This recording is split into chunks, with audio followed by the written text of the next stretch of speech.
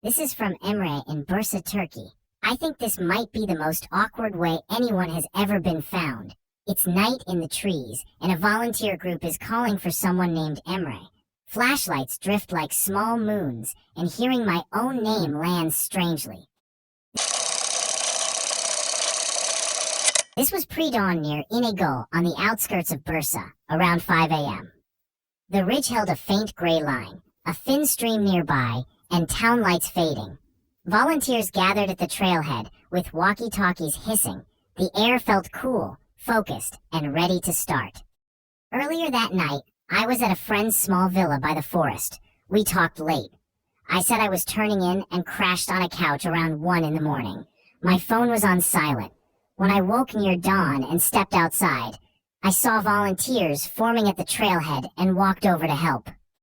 A volunteer places a flashlight in my hand, and it feels like catching a baton mid-race. He explains they're searching for a missing man named Emre. I agree to help, steady my voice, and match their calm, even though my curiosity keeps tapping my shoulder.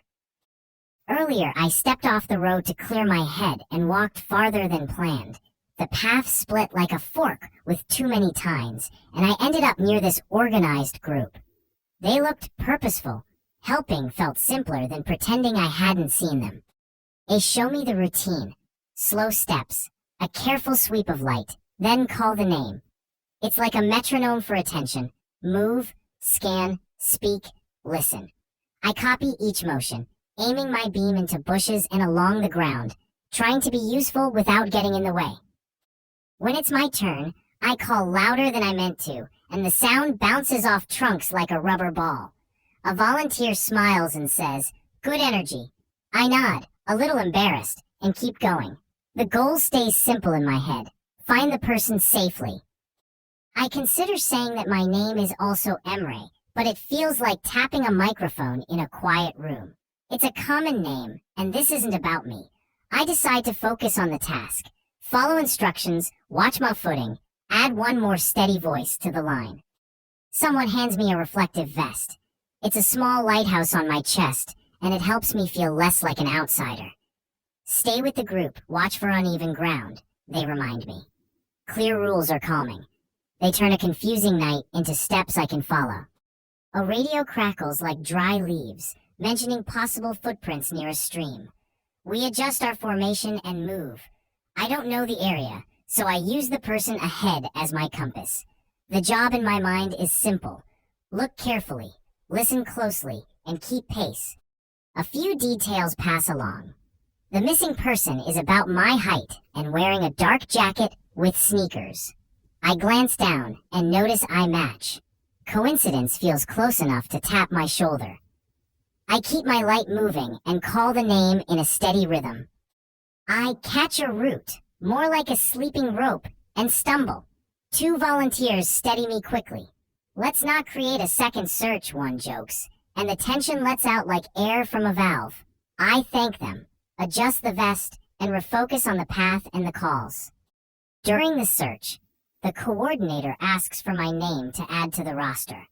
A radio squeals, and he hears Enver, then writes it down. I consider correcting him, then decide not to slow anything. Clipboard, pen, reflective vests, everything says keep moving and keep the line together.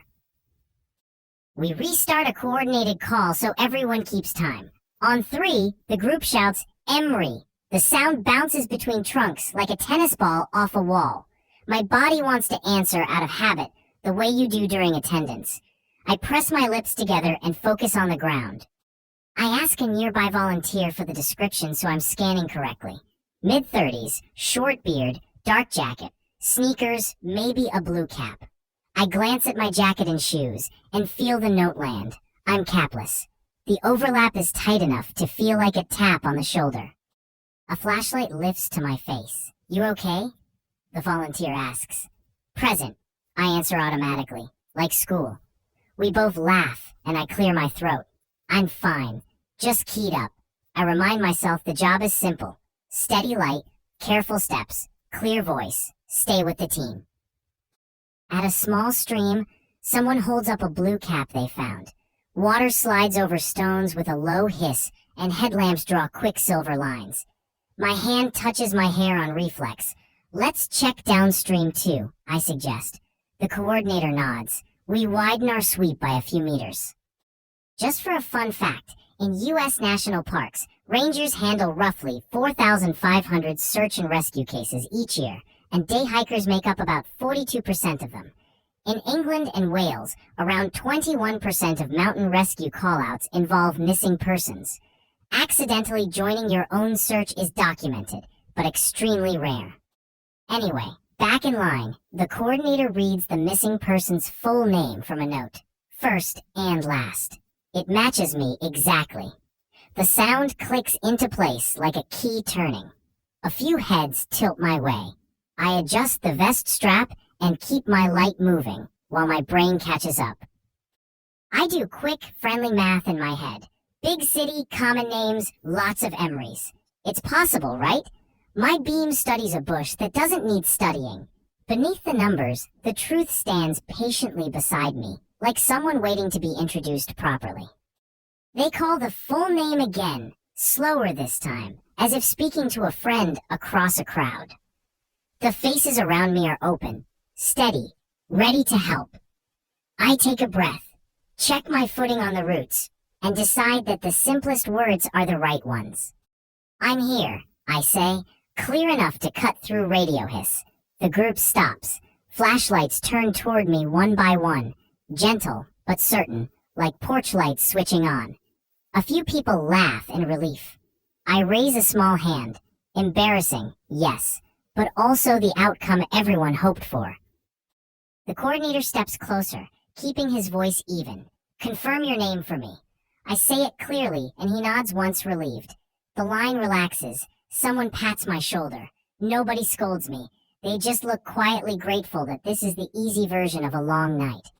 A volunteer flips the roster and circles a scribble. We wrote you as Enver earlier, he says, amused. He crosses it out, rewrites my name, and adds a small checkmark. The tiny correction feels like closing a door gently instead of slamming it. I explain what happened. I stepped away to clear my head, drifted farther than planned, saw the search forming, and joined. I figured another pair of eyes would help, I say. Heads nod. No dramatic music, just practical understanding, and a couple of tired smiles. Back at the trailhead, a volunteer offers me water and a quick once-over. Steady feet, normal pulse, warm hands. I'm fine. The group compares notes, logs locations checked, and marks the stream area. The paperwork looks like a map of relief, gradually taking shape. Next time, text someone, the coordinator says, friendly, not stern. Even a simple, stepping out for a bit helps. I agree, it's a small habit with big payoff, like clicking a seatbelt. We trade 2 or 3 other calm safety tips, nothing dramatic, all useful. In the van, we share sunflower seeds and a soft round of jokes. Someone calls it a self-rescue speedrun. I grin despite myself. The city lights gather on the windshield like breadcrumbs back to normal life. The mood is light, the kind that follows a harmless surprise. At the lot, goodbyes are quick but warm. A volunteer presses my hand once. Another says, you did fine. I thank them for showing up for a stranger who turned out to be me. Ordinary kindness feels like the best kind. Quiet, sturdy, and easy to carry home.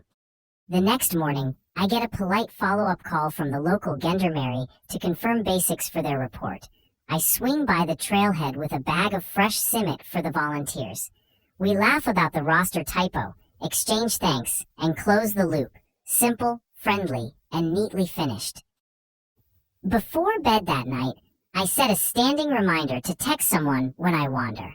I replay the evening, then settle on a tiny rule that feels big. Say where you're going, and speak up when it counts. I'm here now means presence as much as location. If this light mix-up made you smile, tell me what you would have done sooner. Correct the roster, or speak up earlier. If the story resonated, please like the video, leave a comment, and consider subscribing for more real human stories like this.